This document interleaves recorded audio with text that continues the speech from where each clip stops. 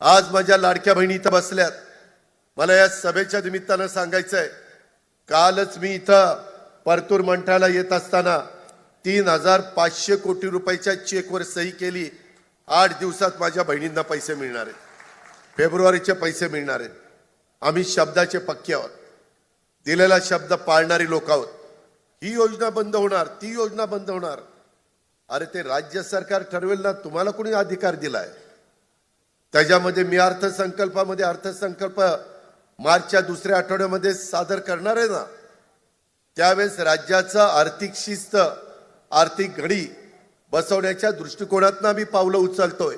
कुठंतरी एखादी चांगली योजना आणायची आणि ती ज्या घटकाकरता आणलेली आहे त्या घटकाला त्याचा फायदा होण्याच्या ऐवजी ज्यांची आर्थिक परिस्थिती चांगली आहे त्यांनी त्याचा फायदा घेणं हे बरोबर नाहीये. हे कुठंतरी थांबलं पाहिजे आणि त्याच्यातून आम्ही पुढे चाललोय.